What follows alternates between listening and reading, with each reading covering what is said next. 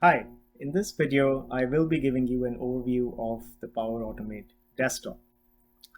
So to get started with the Power Automate desktop, you can go to the Power Automate portal um, and you can go to the UI Flows tab and say New UI Flow. Now you can create a UI flow with the Power Automate desktop or through the Windows Recorder, which used to record desktop-based applications, or through the Selenium Recorder, which is our open source tool to record web workflows. In this video, I'll choose Power Automate Desktop Preview. I'll say next. I'll give it a name, which is the flow name. And here what's happening is the Power Automate desktop, the Power Automate service is launching the Power Automate desktop app, which is running locally on my machine, so I can automate my legacy applications. And what you're seeing over here is the Power Automate desktop console, which lists all the flows which are stored in the Power Automate service, and you can also switch environments. So this is all what we've been used to for Power Automate.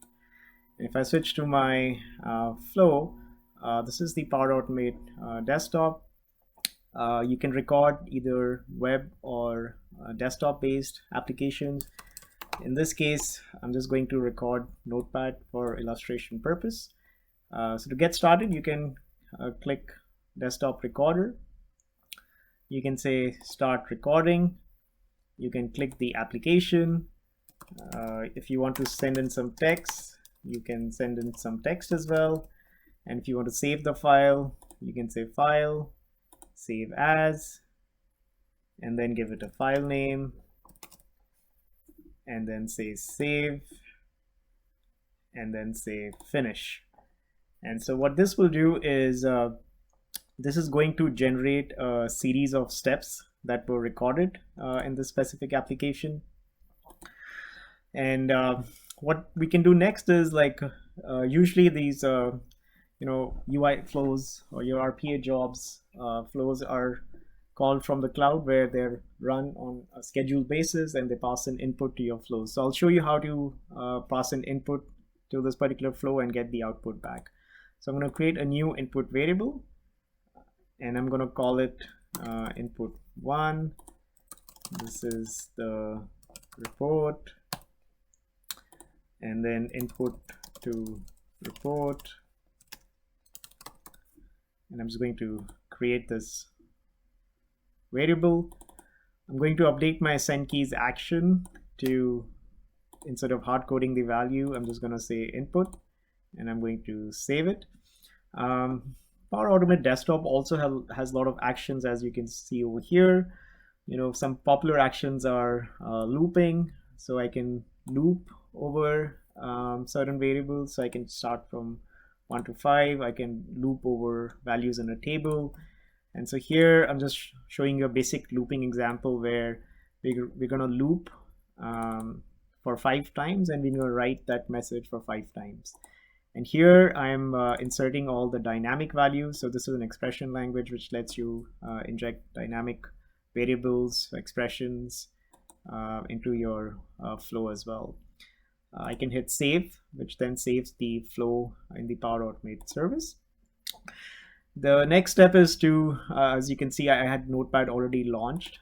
So I'm going to launch Notepad over here. So there is a command called run application where you can launch any executable. You just have to provide the path to the executable. In this case, it's Notepad, but it could be any application that you had.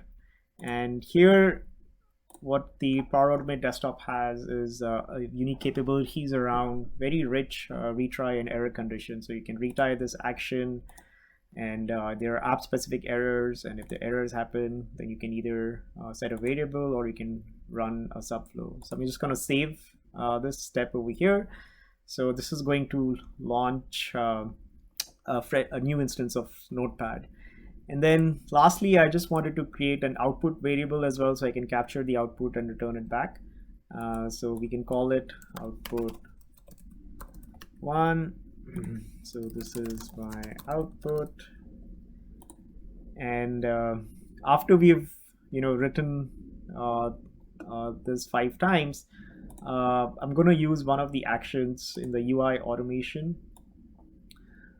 tab. It's called data extraction, where I'm going to get the details of the UI element in a window. And so you can see I can compose these steps 2 ways, where I can record using the desktop or the web recorder, or I can sort of manually inject steps over here. And the beauty of this tool is it saves all the elements that were recorded. So in this case, I am going to extract text from the Notepad window, and Power Automate Desktop stores all the controls and the screens it saw. So you can use these elements in your flows.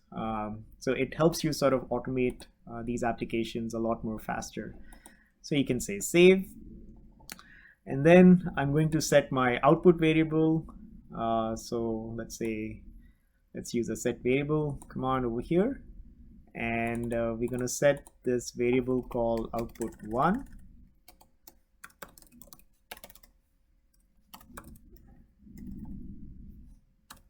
To the value of this attribute that we just extracted. And save this flow, and let's run this flow locally on my machine. And so here the flow is going to run locally. It's going to create Notepad, and it's going to loop 5 times. Then it's going to store the output. It's going to save that file, and then that's the end of the flow. So here you see my output variable got stored over here. And so let's see how we can consume this flow from the Power Automate service as well. So let's go back to our Power Automate portal. And so we can go to my flows. Now imagine like this could be your RPA flow, which is running on a daily basis to generate some reports, or it's doing some invoice processing. So you can create a new flow which is called scheduled trigger Notepad, and you can run it every day. And what you can do over here is you can trigger the flow that you created with the Power Automate Desktop by choosing this action called run a flow built by Power Automate Desktop preview. And this is going to list out all your flow or your UI flows that are available, and you can choose the run mode, whether you want to run it as attended or unattended. You can specify the input, so run from the cloud. And if you want to capture the output, we can use the compose variable to get the output. This is the output variable that we define in my Power Automate flow, and I can save it. I can go ahead and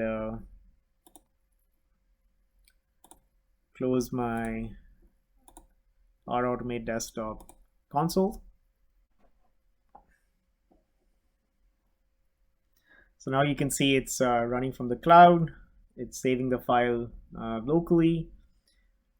And now you can see that the flow ran successfully. You can even see the output that was extracted from the Power Automate Desktop flow. And if you want to see the run details on what were all the actions performed, you can see that all these actions succeeded, like run application, where it looped, and then it was writing to the Notepad as well. So just to get back to it, Power Automate Desktop allows you to easily build your RPA scenarios, and it has a rich set of connectors with very rich error handling inbuilt. And so this was a quick overview of the basics of Power Automate Desktop.